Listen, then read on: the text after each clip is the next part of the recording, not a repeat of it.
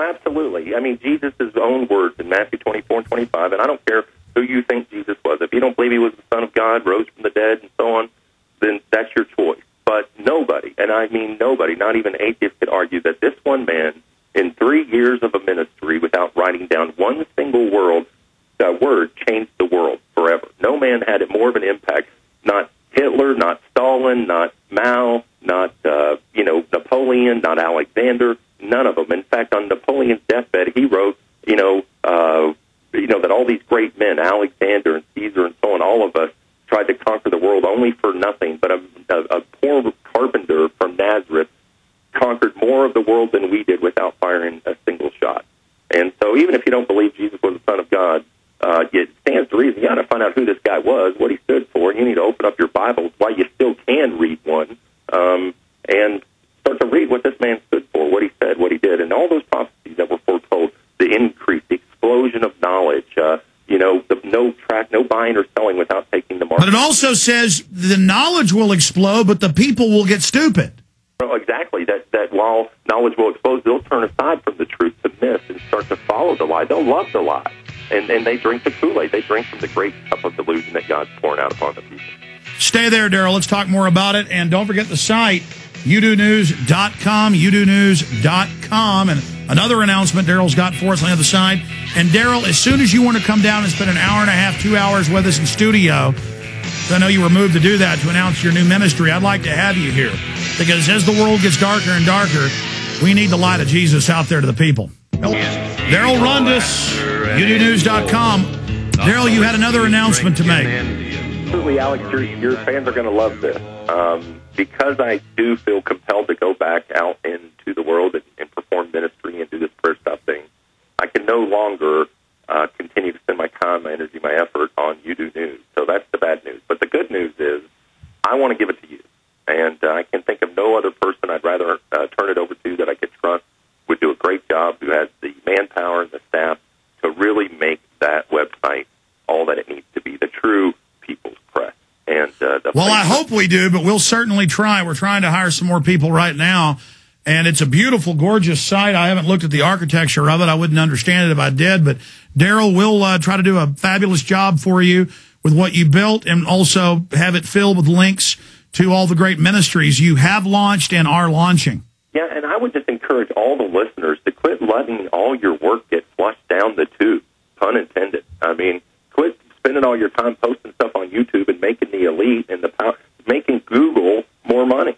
You're just further enslaving yourself. Go to an independent place like You Do News, especially now that it's owned by Alex Jones, and promote it. Put your videos there. Embed your videos on your Facebook. Now, I just learned I'm going to be owning it about 30 minutes ago, but because Darrel, this is very exciting, and I'm not sure even how the whole thing works and operates, but isn't it? I'll work with your guys. They can work with our IT guys, and we'll make that transition as smooth as it possibly can. We'll make sure you get all the paperwork in order as well. And of course, you hear that, Will and David? You guys have got more work back there to do now. I bet you they're jumping for joy about now. Hell, I'm sure. Excuse me. I'm sure they are jumping for joy, Darrel. The truth of it is, Alex, that okay, take your latest release, Fall of the Republic. Wonderful, wonderful job, by the way.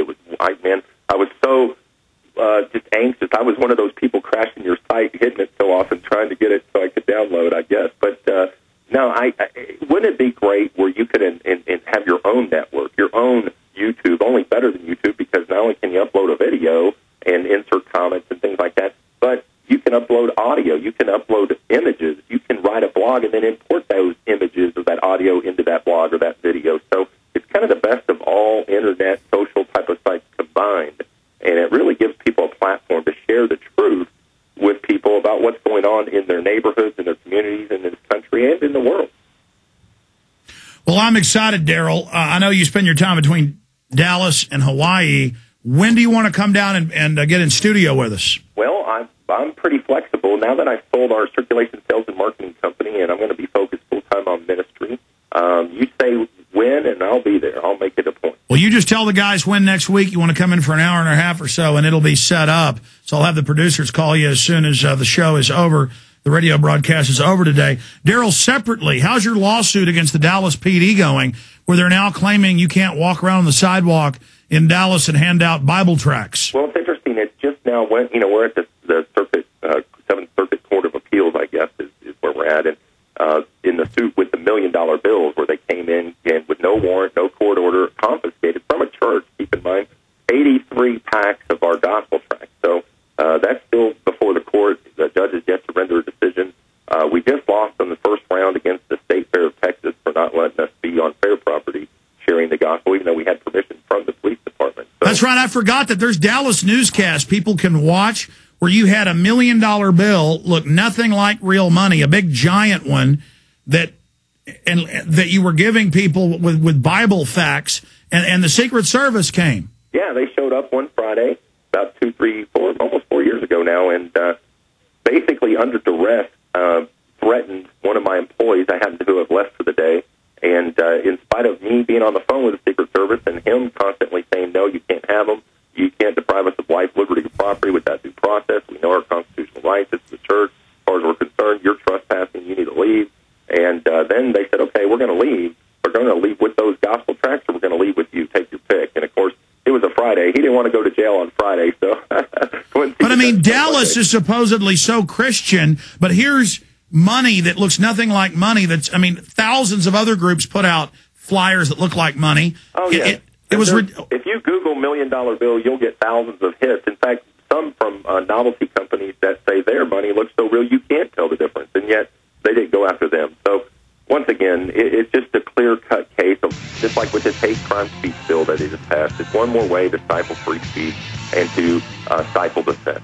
Well, Darrel, we'll see you next week in studio. Hey, real quick, Alex, I don't mean to interrupt you, but I just want to do a shout-out to Mike and to Molly. Congratulations. He proposed. He said yes, so way to go, guys.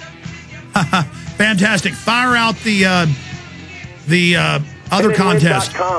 Hey, you got no chance to win if you don't enter. So if you're not in it, you can't win it. Spinandwin.com.